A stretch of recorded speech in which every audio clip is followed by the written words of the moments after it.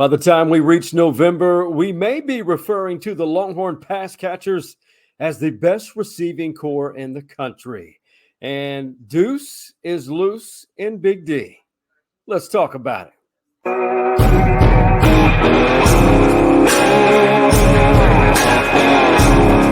Looking at a man with a rather large cranium and one that has that post-vacation glow.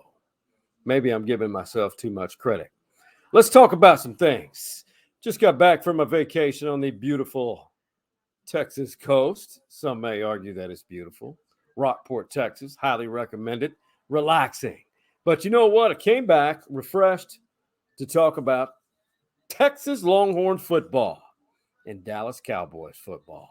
You know, Texas may have the best receiving corps in the country by the time we reach November. We know that the O-line is perhaps the number one O-line group in the entire country.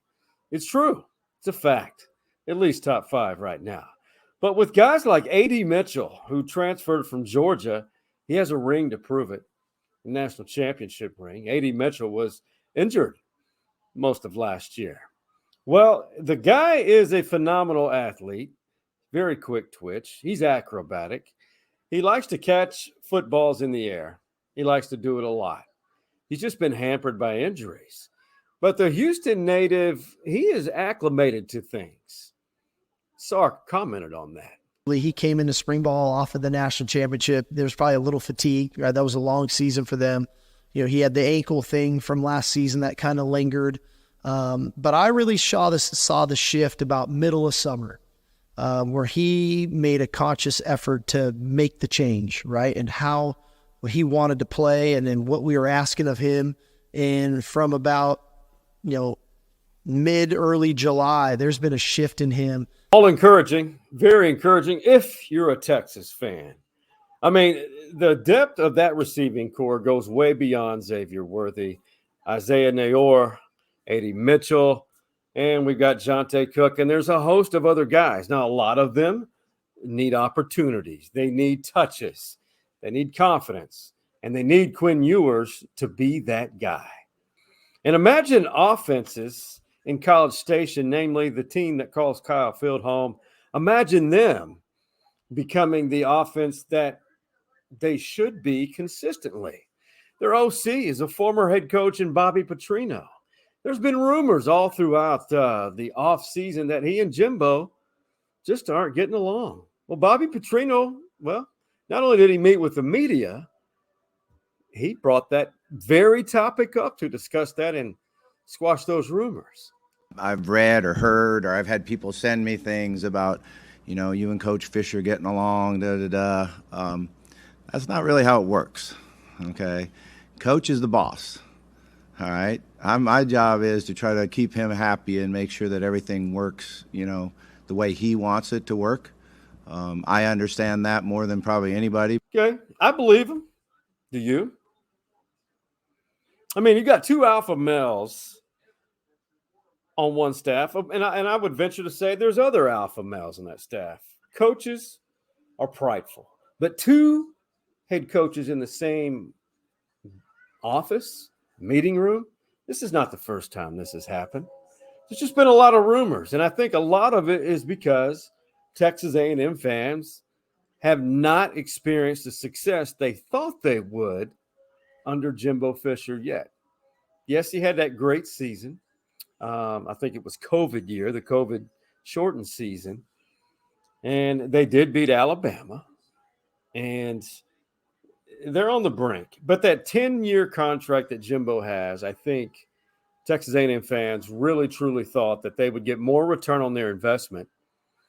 And that's the way it is. And I think that with Bobby Petrino, I really think you've got something there. Not only can he recruit, he develops quarterbacks. He has a track record of that.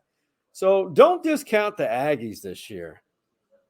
How about your input? I want to see your input on what's going on with all this realignment, in particular, the remaining four programs with the Pac-12. This is a sad deal, but this is a business. This is what college athletics has become. And you're potentially down to two, Oregon State and Washington State, because the two highly academic schools, the heralded, the amazing academic schools in Stanford and Cal, may be heading all the way out to the East Coast to 3 hours ahead of where they usually are, 3 time zones over. I mean, think about that. Is that weird? Is that strange? 3 years ago, it would have been. But this is major college athletics now. You see conferences almost covering every time zone. I have a feeling that it's going to be Washington State and Oregon State on their own, and they're going to have to find a way into the Mountain West Conference. Of course, the Mountain West, they can't. They're locked in. There's buyouts, but the commissioner of the Mountain West, her name is Gloria Nevarez. She's been on record here recently saying that, the conference is open to expanding. Why not? Why not? Washington State and Oregon State, no one should be dismissive of those 2 programs, especially when you look at the bigger picture. I mean, I know it's all about football. That's what funds all these programs. I get it. I really do. Oregon State, great baseball, up and down in football, decent basketball sometimes, but I know it's football, and they're having an expansion right now of their stadium. So what do you think is going to happen here? I would love to know what you think. Shoot us a tweet at Stories Man Cave on Twitter, or as the cool kids say now, X.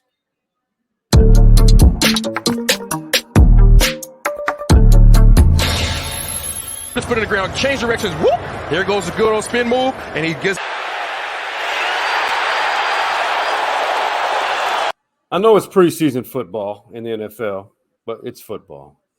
Preseason, historically noted for young guys, young talent trying to make a roster spot. Deuce Vaughn's going to make the Dallas Cowboys roster, no doubt. The kid has had that chip on his shoulder, or both of them. He's felt he's had to prove himself dating way before his varsity football days at Cedar Ridge High School in Round Rock, Texas. He's gifted. He's smart. He's football smart. He has vision, tremendous vision. He's got a spot with the Dallas Cowboys. I mean, last night, or on this past weekend, 11 touches. That's including receptions and carries. 56 total yards in a preseason game is fabulous. Deuce Vaughn, he's going to make a difference for the Dallas Cowboys. Hey, you know what I forgot to do? I got to give a shout out to 2 of our beloved sponsors, Dirty Martin's and OG, almost 100 years old near the UT campus. Those burgers are to die for. And be sure to ask them when they're bringing back the Fruity Pebble Shake. I'm serious. And Jim Saxton State Farm Insurance Agency. Longhorn Legacy. His dad, late father, his great late dad, James Saxton, was a Heisman finalist. And Jimmy, carrying on the legacy and insurance. He's been insuring Austin in Central Texas for several decades.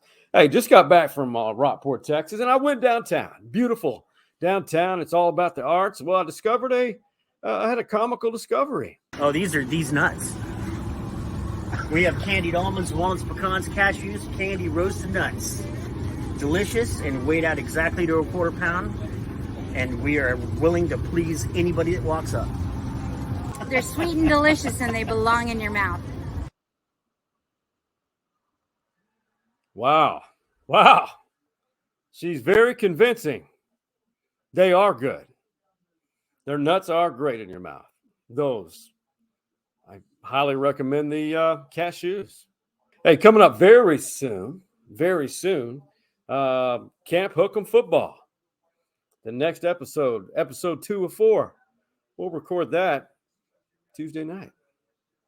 Until then, for the OG Man Cave Boys, Hardball Hards, Big Mike, and Coach Mo, we are